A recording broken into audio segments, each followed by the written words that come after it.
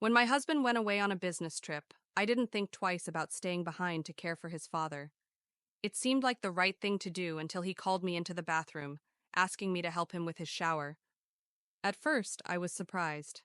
It was innocent, or so I thought, but the way he looked at me, the hesitation in his voice, and the warmth of the steam swirling between us changed everything. That small favor led to something I could never get back. If only I had said no. When my husband John told me he had to leave town for a week-long conference in Mexico, I didn't protest. He worked long hours, and this was a big opportunity for him. We had only been married a little over 2 years, but I had grown close to his family, especially his father, Sam. Sam was in his 60s, recovering from hip surgery that had left him with difficulty moving. He insisted on staying with us temporarily after the procedure, rather than hiring a nurse or moving to a nursing home. "I don't want strangers fussing over me," he said with his trademark smirk. "Besides, you two have room." I agreed, perhaps a little too quickly. Sam had always been polite and charming, making you feel seen, but I had never spent more than a few hours alone with him before John's trip. Now that there were just the two of us in the house, things were different. The first 2 days went smoothly. Sam kept to himself mostly, reading the paper in the morning, watching TV in the afternoon. I cooked for him, checked his medications, and occasionally helped him from the living room to the bathroom with his walker. On the third evening, I noticed that he seemed more tired than usual. His steps were slower, and he winced every time he moved on the couch. I asked him if he was okay.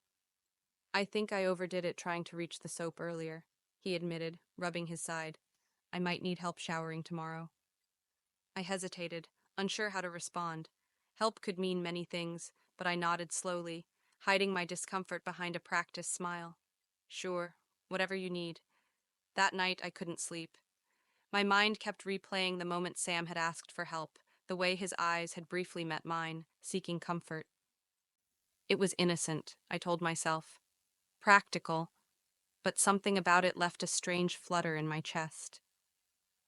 The next morning, I helped him to the bathroom, just like I'd promised. I made sure the floor was dry, laid out a towel, and brought him a clean change of clothes. I stood outside the door while he undressed inside, talking to him through the thin wood. "Are you okay in there?" I called. "Almost," he replied. "Could you just pass me the washcloth on the sink?" I reached out, averting my eyes, and handed it over. His hand touched mine lightly, and I felt a pulsation of something. Warmth, perhaps awareness. I quickly stepped back and closed the door. It was strangely quiet between us that day. Sam was watching a documentary while I pretended to focus on my laptop, but my eyes kept drifting his way. He still looked strong for his age, a broad frame, a gray beard that was neatly trimmed, and surprisingly warm green eyes. I hated myself for noticing it. That evening, I made soup. We sat across from each other at the table, spoons clanking against plates in near silence. Sam finally looked up. "I appreciate you doing all this, he said, his voice quieter than usual. I wasn't used to being taken care of. I smiled softly. "It's okay, your family," he chuckled. Still, I'm lucky John married someone like you." The compliment hung in the air longer than it should have. I tucked a strand of hair behind my ear and looked down at my plate, suddenly shy. The next few days blurred into a rhythm. I helped him to the bathroom, stayed close in case of emergencies, and left clothes ready for him. I tried to be distant each time, but it became increasingly difficult when I began to notice the way Sam glanced at me when I bent to pick something up, or the way his hand sometimes lingered a second too long as I helped him to his feet. Was it my imagination? One morning, as I was helping him to the kitchen, he stumbled slightly. Instinctively, I grabbed his arm, steadying him. He leaned toward me for a moment, and I could feel his weight, his warmth. When he pulled away, our faces were only inches apart. "Thank you," he murmured. I nodded, speechless. Could smell him, soap, and something undeniably masculine. That night, I called John. We chatted for a while, and he seemed distracted. I didn't tell him how unsettled I felt in his absence, or how Sam's presence had begun to take up more space in my mind than I cared to admit. The next day, I found Sam sitting on the edge of the bed, looking upset. "Sorry, but I think I'm going to need a little more help today. My shoulders aren't right. I can't lift him properly." Then I nodded, shaking off my anxiety. "Okay, let's just take it one step at a time." The air in the bathroom quickly filled with steam. Sam stood behind the frosted glass, his silhouette a blur. "Can you pass me the shampoo?" he asked. I took a small step inside, not looking directly at him. He reached for the bottle, but his fingers slipped and it fell to the floor. I reflexively reached down to pick him up, and in that moment I was able to lift him. I quickly stepped back, my heart pounding. In my room, I sat on the edge of the bed, my knees shaking. Something was changing between us, and I wasn't sure I had the strength or clarity to stop it. The next day, everything felt different. I couldn't explain it, but something had changed. Sam and I both seemed to sense it. We were still moving through the same routine. Breakfast, medication, easy conversation. Now there were pauses that weren't there before, moments that lasted a little longer than they should have. At breakfast, Sam reached for his coffee, and his fingers accidentally brushed against mine. We both froze. The touch was brief, theoretically meaningless, but it sent a pulse of heat up my arm. His eyes darted up to meet mine, and we both quickly looked away. I tried to clean, fold laundry, anything to distract myself, but it was no use. Every time I passed the living room, where Sam was leaning back against the pillow behind him, I could feel his eyes watching me, not in a cognitive way, just observantly, deliberately. That night, I found myself standing in front of the mirror longer. I'd pulled my hair up into a loose bun and put on a soft robe to sleep, but I suddenly felt exposed. I tightened it around my waist, wondering why I even cared how I looked. As I passed Sam's room on my way to mine, his door creaked slightly. He must have heard me. I froze, torn between backing away quietly or checking on him. Before I could decide, I heard his voice. "Is that you, Kylie?" "Yes," I said, peering inside. "Do you need anything?" He sat up straight in bed, his reading glasses low on his nose, the newspaper in his hand. "No, no, I just couldn't sleep." "Me too," I admitted. He moved cautiously. "Come in if you want." I thought about it, then stepped into the room. The room smelled faintly of his perfume, clean, manly. The lamp cast a warm, dim light. I was just thinking, it's weird to have to rely on someone again. You go through life being strong, capable, and then suddenly the world turns upside down. He said. I nodded. "Everyone needs help sometimes." He looked at me. "You've been so patient. I can't thank you enough for all this." "It's okay," I said, but the way he held my gaze made my voice waver. "I'm serious," he added. "You didn't sign up for this?" His hand was now resting on the blanket, palm open, fingers relaxed. I looked at it a moment longer than I should have before pulling away. "Well," I said, standing up, "let me know if you need anything. I need to get some sleep." He smiled softly. "Good night, Kylie."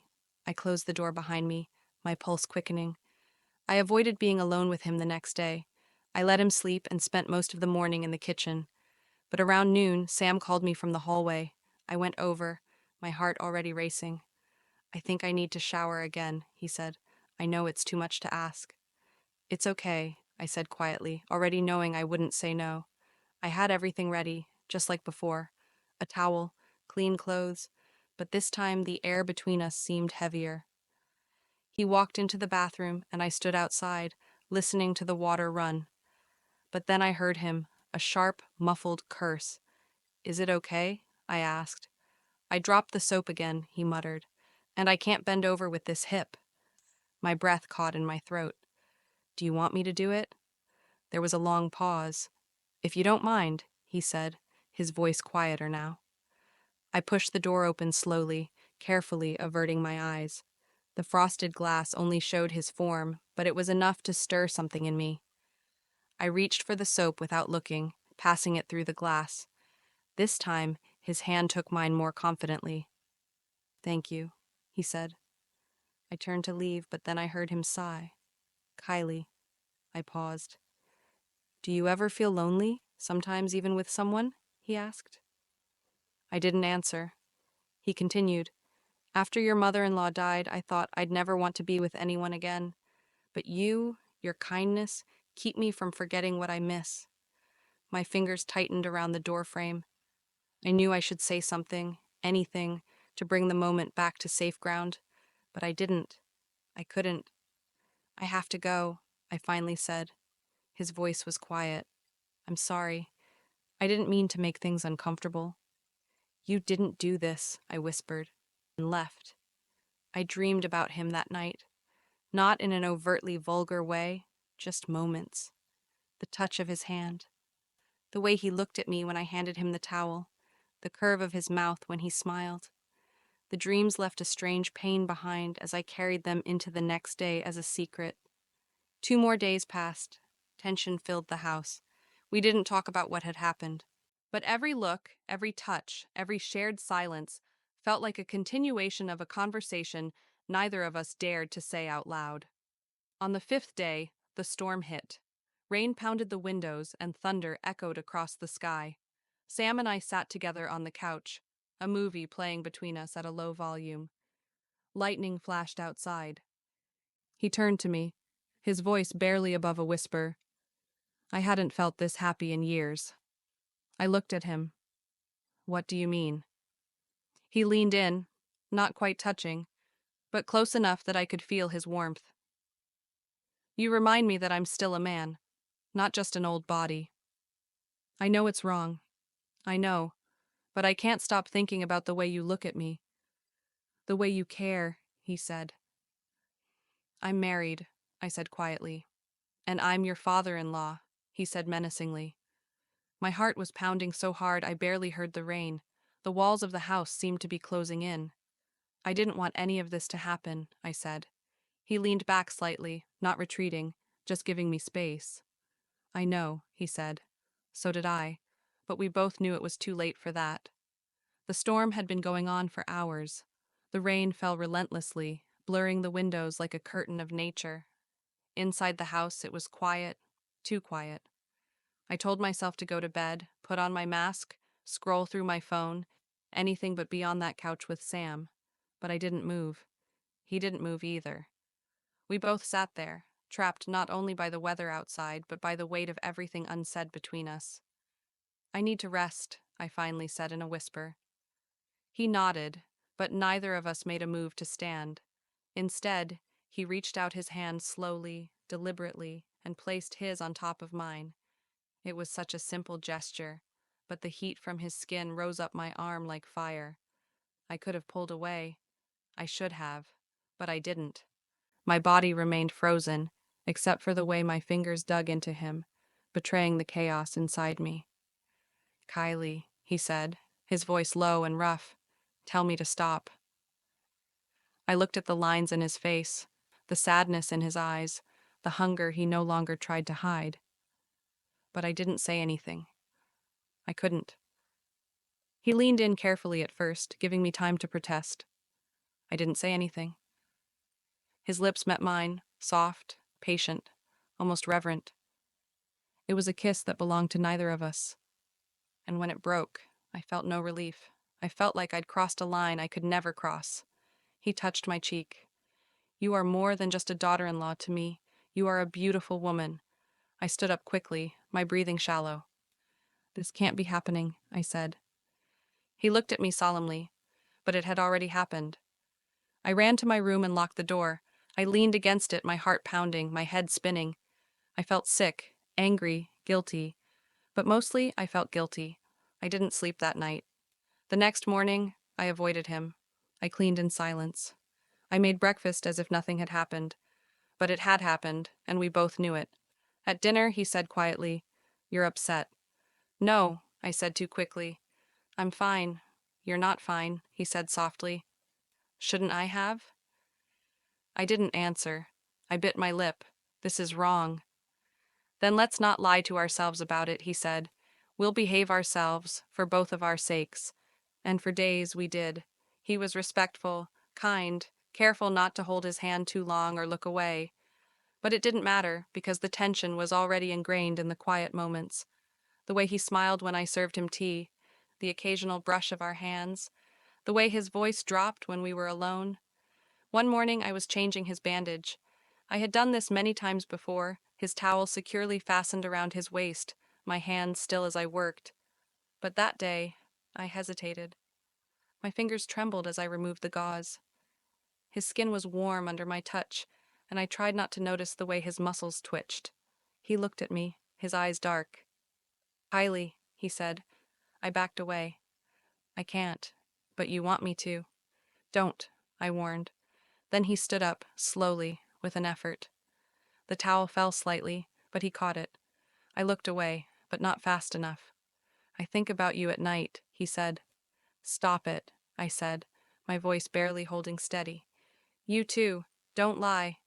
I backed away. It ends here. Whatever it was. But I didn't leave. He didn't come closer. My back hit the wall. "Do you want this?" he whispered. His mouth hovered inches from mine. My resolve cracked. Then, just as his lips touched mine, I heard the front door slam. My husband. Panic shot through me. "Get dressed," I said anxiously, my heart jumping to my brain.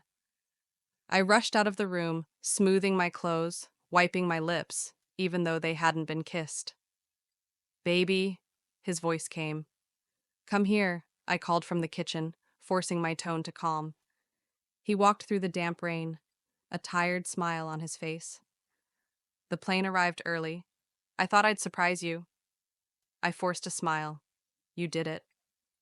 When he held me, I could still feel the warmth of Sam's near touch against my skin.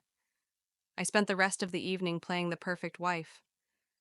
I asked him about his trip, made dinner, even laughed at his jokes. But every time he turned away, my eyes wandered down the hall to Sam's closed door.